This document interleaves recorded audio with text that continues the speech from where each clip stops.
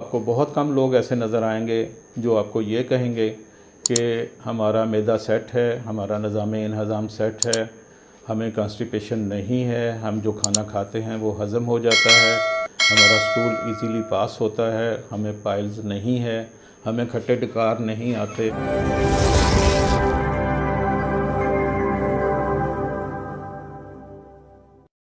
बिस्मिल्लाहिर्रहमानिर्रहीम। मैं हूं सैयद मुमतराक महासन शाही। आप देख रहे हैं हमारा यूट्यूब चैनल शाही तबीब। फ्रेंड्स, आज हम बात करेंगे एक ऐसी बीमारी के बारे में जो तकरीबन हर शख्स जो है उसकी लपेट में है किसी न किसी हद तक। अगर आप ढूंढने निकलेंगे तो आपको बहुत कम लोग ऐसे नज़र आएंगे जो आपको ये कहेंगे कि हमारा मैदा सेट है, हमारा निज़ाम सेट है, हमें कॉन्स्टिपेशन नहीं है, हम जो खाना खाते हैं वो हज़म हो जाता है, हमारा स्टूल इजीली पास होता है, हमें पाइल्स नहीं है, हमें खट्टे डकार नहीं आते, हमारे मैदे से जो है रात सोते हुए पानी मुंह में नहीं आता। तो ये सारी चीज़ें हैं, या हमारा पेट नहीं फूला हुआ होता, या गैस हमारे दिमाग को नहीं चढ़ती, या हमारी पिंडलियों में और टांगों में गैस की वजह से दर्द नहीं होती। तो ये सारी चीज़ें जो हैं ये तकरीबन हर शख्स का, वो छोटा है या बड़ा है, वो किसी न किसी हद तक उसका शिकार है, किसी न किसी हद तक उसका विक्टिम है। तो हमने देखना ये है कि ये है क्या और इसकी वजूहात क्या हैं और इसकी एहतियातें क्या हैं और फिर इसका इलाज क्या है। तो सबसे पहले तो हमें देखना है कि गैस या ये प्रॉब्लम जो मैदे के मसाइल हैं ये क्यों होते हैं, कैसे होते हैं, इसमें किस किस चीज़ का क्या क्या रोल है, उसका क्या क्या किरदार है। तो सबसे पहले तो हम अपने आप पे आते हैं कि हमारा किरदार उसमें क्या है। हम ये बाद में बात करेंगे कि हम खा क्या रहे हैं। सबसे पहले तो ये होगा कि जो हम खा रहे हैं वो हम कैसे खा रहे हैं। तो इसकी इब्तिदा होती है हमारे मुंह से। हम बात कर रहे हैं सिस्टम की। हम अभी क्वालिटी ऑफ फूड पे नहीं गए कि हम जो खा रहे हैं वो सेहतमंद है या नहीं है, वो जंक फूड है या हेल्दी फूड है। हम ये कह रहे हैं कि हम जो भी खा रहे हैं उसकी इब्तिदा होती है हमारे मुंह से। सबसे पहले कोई भी खाने वाली चीज़ है, कोई नवाला हमने तोड़ा है, कोई चीज़ खाने वाली खाई है, चम्मच से खाई है, वो हमने अपने मुंह में डाली है। तो जब आप मुंह में डालते हैं तो अल्लाह ताला ने वहाँ पे 32 दांत रखे हुए हैं, जिनका मकसद ये है कि आप अपनी खुराक को उसको अच्छी तरह चबाएं, उसे बारीक से बारीक तर करें, उसे छोटे छोटे रेज़ों में तब्दील कर दें। और इसी दौरान आपके मुंह में आपके गदूद हैं, आपके ये एक लुआब जो है वो ख़ारिज करते हैं, जो बार बार चबाने से आपकी खुराक के साथ, जो आपकी खुराक आपके मुंह में है जिसको आप चबा रहे हैं, वो उसके साथ शामिल होता रहता है। ये अल्लाह पाक का बनाया हुआ एक खूबसूरत निज़ाम है। तो वो लुआब जो है वो उस खुराक को हज़म होने में मदद फ़राहम करता है। तो जब हम जल्दी से तेज़ी से खाते हैं, बग़ैर चबाए खाते हैं, 2-3 दफ़ा मुंह में चक्कर दिया खुराक को और उसके बाद हमने उसको निगल लिया, तो वो खुराक एक तो मोटी हालत में, मोटी शक्ल में, बग़ैर पिसे हुए हमारे मैदे में चली जाती है। और दूसरी बात यह है कि उसमें वो लुआब दहन जो था वो शामिल नहीं हुआ, जिसका अपना एक रोल था उस खुराक को हज़म करने में। तो सबसे बड़ी पहली मिस्टेक जो है हमारी वो ये है, ये गलती हम करते हैं और ये अक्सर लोग करते हैं, मेजॉरिटी ऐसे ही करती है कि वो अपने खाने को चबा कर नहीं खाते, वो उसे निगलते हैं, चबाते नहीं हैं। उसे चबाना चाहिए। जब आप खाने को चबाते हैं, बारीक कर लेते हैं, वो ज़रे उसके बारीक हो जाते हैं, वो जुज़्व बदन बनने में, वो हज़म होने में आसानी हो जाती है, बेहतर अंदाज में होते हैं। फिर उसमें से ग़िज़ाइयत जो है आपके जिस्म को मिलती है, फ़ुज़लात जो हैं वो कम हो जाते हैं। अब उसके बाद मुंह से खुराक आपकी जा रही है, खुराक की नाली में जहाँ पे अल्लाह ताला ने सेंसर लगाए हुए हैं जो उस खुराक के लिए मज़ीद काम करते हैं। होता क्या है कि इधर से हमने गर्मा गर्म रोटी या गर्मा गर्म खाना खाया है, चावल खा रहे हैं, रोटी खा रहे हैं या कोई भी चीज़ खा रहे हैं, कढ़ाई है, सालन है, और साथ में हमारी ख्वाहिश होती है कि यार यह ठंडा पानी जो है वो हमें दें, या कोल्ड ड्रिंक जो है वो चिल्ड कोल्ड ड्रिंक जो है वो हमें दें। इधर से हम गर्म नवाला मुंह में डालते हैं, उधर से हम एक सिप जो है वो कोल्ड ड्रिंक का या पानी का ले लेते हैं। तो आप सोचिए कि आपके मुंह की, आपके दांतों की और आपकी खुराक की नाली की, और तीसरे नंबर पे आता है मैदा, तो उसकी क्या हालत होती होगी, क्या कैफियत होती होगी कि एक गर्मा गर्म नवाला जो है होटल से जो है उसे कहते हैं कि गर्मा गर्म तंदूर की उतरी हुई रोटी लेके आओ, थोड़ा सा रोटी को हाथ लगाते हैं, कहते हैं नहीं ये ठीक नहीं है, ठंडी हो गई है, ताज़ा रोटी गर्म रोटी लेके आओ। तो वो गर्म रोटी का नवाला मुंह में डालते हैं और ऊपर से हम कोल्ड ड्रिंक का, जमी हुई कोल्ड ड्रिंक का या यख चिल्ड कोल्ड ड्रिंक का एक सिप ले लेते हैं, या पानी ले लेते हैं, या ऊपर से दही ले लेते हैं।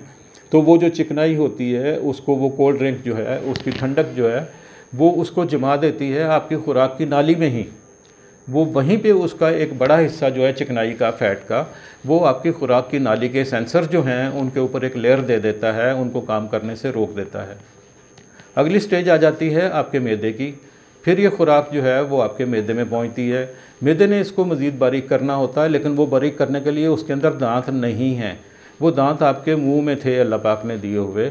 आप उसको जब मैदे में पहुंचता है तो मैदा जिस हद तक अपना काम कर सकता है वो वहाँ पे करता है। वहाँ पे पेप्टिक जूसेस हैं, वहाँ पे हाइड्रोक्लोरिक एसिड है, वहाँ पे उसे हज़म करने के लिए अल्लाह पाक ने जो निज़ाम रखा है वो खुराक के साथ शामिल होता है।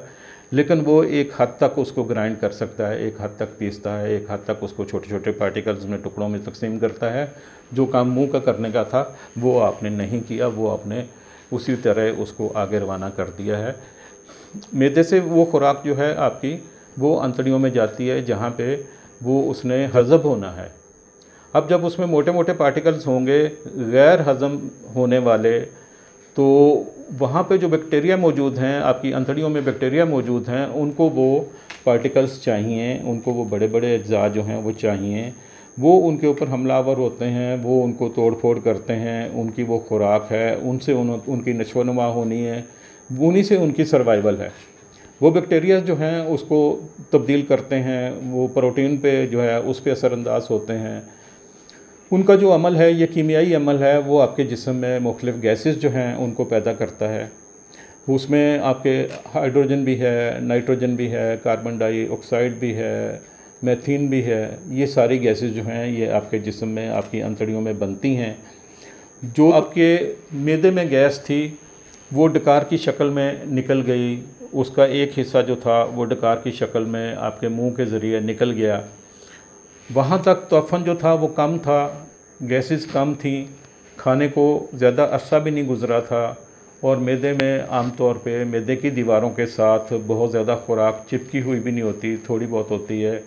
असल मरकज़ और असल मंबा जो है इसका वो आपकी अंतड़ियाँ हैं जहाँ पे खुराक चिपक जाती है, और ख़ास तौर से वो जो कार्बोहाइड्रेट्स हैं, जो कार्ब हैं, और जो स्टार्च वाली चीज़ें हैं आपकी, जो आप बेकरी खाते हैं, मिठाई खाते हैं, तली हुई चीज़ें खाते हैं, उसका एक बड़ा हिस्सा जो है वो आपकी अंतड़ियों की दीवारों के साथ चिपक जाता है। और अंतड़ियों की मूवमेंट जो है, जो उसने आगे स्टूल को पास करना है, उन पे वो असरअंदाज होता है। उनकी मूवमेंट जो है वो कमज़ोर हो जाती है, कम हो जाती है, जिसकी वजह से आप कब्ज़ का शिकार हो जाते हैं।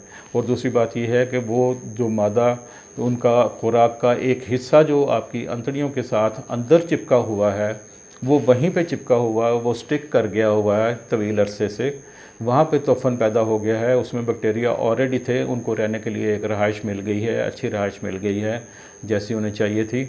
वो वहाँ पे तोफ़न भी पैदा कर रहे हैं, उनकी आगे से जनरेशन जो है वो भी ग्रो कर रही है, वो भी बढ़ रही है। ऊपर से आप खाना खाते हैं वो मिक्स हो जाता है, जो पहली मुतफ़न ग़ज़ा पड़ी होती है उसके साथ, तो वो भी उसी का हिस्सा बन जाती है। जैसे कि कहते हैं कि नमक की कान में सब कुछ नमक बन जाता है।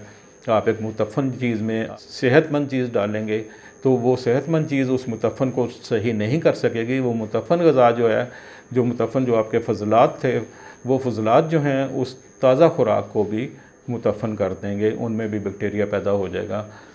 वो गैस जो है, वो मीथेन गैस जो है आपकी, वो कार्बन डाइऑक्साइड जो है, वो नाइट्रोजन जो है, वो फिर जिस्म से जब खारिज होती है तो वो पखाने के रास्ते आमतौर पे खारिज होती है, और उसमें एक शदीद बदबू पाई जाती है। वो बदबू जो है वो बैक्टीरिया की वजह से भी होती है, और स्टकअप हुआ है आपकी अंतड़ियों में मटेरियल जो है, जो खारिज नहीं हो सका, वो उसकी वजह से भी वो पैदा होती है। और एक पहले आपके डकार की शक्ल में हवा जो है वो निकल गई है, दूसरी आपकी जो है वो गैस जो है वो आपके अंतड़ियों के ज़रिए से, मकद के ज़रिए वो खारिज हो गई है। जिसमें कि बदबू का अंसर ज़्यादा था, जो बाज़ औक़ात आवाज़दार भी होती है और बाज़ औक़ात उसमें आवाज़ नहीं भी होती या कम भी होती है, लेकिन अमूमन इसमें बदबू का अंसर पाया जाता है क्योंकि आपका निज़ाम दुरुस्त नहीं है। यहाँ पे ये बात काबिल गौर है, अगर आपका मैदा दुरुस्त है, काम कर रहा है और फिर भी गैस जो है पैदा हुई है, तो वो इस वजह से पैदा हुई होगी कि आपने जो खुराक खाई है वो इस किस्म की थी जिसने आपके पेट में जाके रिया पैदा की हैं, गैस पैदा की है, अम्ल तबखीर जो था हुआ था। लेकिन आम तौर पे इस किस्म की गैस जो है उसमें बदबू वाला अंसर नहीं होता। बदबू उसी वक्त पैदा होती है जब उसमें बैक्टीरिया शामिल होते हैं, जब वो प्रॉपरली ड्रेन नहीं होती, जब वो खारिज नहीं होती, स्टूल इजीली पास नहीं होता। कुछ हिस्सा जो है वो खारिज हो जाता है और कुछ हिस्सा जो है वो अंतड़ियों में रुका रहता है, चिपका रहता है। तो वो बदबू और बैक्टीरिया और इन्फेक्शन और ये सारी चीज़ें जो हैं, और इसी से आगे चल के बवासीर का मर्ज़ जो है वो जन्म लेता है। उसकी भी बुनियादी वजह यही है। तो डकार के बाद पेट की गैस आ गई है, और अगर ये गैस रुकी रहती है और साथ में इन्फेक्शन हो जाती है या ये ज़्यादा अरसे तक खारिज नहीं होती, तो फिर आपका पेट सख्त हो जाता है। फिर वो ढोल की तरह महसूस होता है, सूजा हुआ महसूस होता है, फूला हुआ महसूस होता है। तो इस वजह से बाज़ लोग कहते हैं कि जी हमारा पेट जो है हर वक्त फूला रहता है, जैसे ही हम खुराक खाते हैं तो हमारा पेट फूल जाता है, या बाद में भी यही कैफियत रहती है। तो इसकी सारी वजूहात जो हैं वो यही हैं, और उसकी मेन वजह यही है कि हम खाने को चबा के नहीं खाते। हमें खाने को अच्छी तरह चबा के खाना चाहिए। अगर आप ऐसा कर लेते हैं तो आप चंद दिनों में देखेंगे कि आपके मामूलात जो हैं, आपकी सेहत जो है, आपका डाइजेस्टिव सिस्टम जो है, निज़ाम जो है, ये सारा बहुत बेहतर हो रहा है। और उसके साथ साथ आप वैसे अपने आप को ज़्यादा बेहतर महसूस करेंगे, अपने आप को अच्छा फ़ील करेंगे, आपकी फ़ीलिंग्स चेंज हो जाएंगी, आपकी थिंकिंग चेंज हो जाएगी, आपकी एक्टिविटीज़ चेंज हो जाएंगी, आपका उठना बैठना, गुफ्तगू करना, ये सारा कुछ तब्दील हो जाएगा। जब आपके जिस्म में फासद मादे हैं, गैसेस हैं, वो घबराहट और बेचैनी पैदा करते हैं, आपके अर्दी जो हैं ख़यालात पैदा होते हैं जिस्म में, ना आपकी गुफ्तगू में रब्त रहता है, ना आपका कॉन्फिडेंस लेवल वो रहता है, ना आपकी ज़हानत वो रहती है। हत्ता कि मैं आपको ये बताता हूँ कि आपकी बसारत भी वो नहीं रहती, आपकी मतानत भी वो नहीं रहती, आपकी ज़हानत भी वो नहीं रहती। आप दर्जा बदर्जा नीचे आते जाते हैं। तो हमें कोशिश ये करनी चाहिए कि हम अपने खाने को चबा कर खाएँ। बाकी इससे आगे की जो है वो इंशाल्लाह हम नेक्स्ट एपिसोड में आपको बताते हैं कि इसका इलाज क्या है और आप इससे किस तरीके से बच सकते हैं। देखते रहिए हमारा यूट्यूब चैनल शाही तबीब। शाही तबीब आपकी अच्छी सेहत के लिए कोशां है। अल्लाह हाफ़िज़।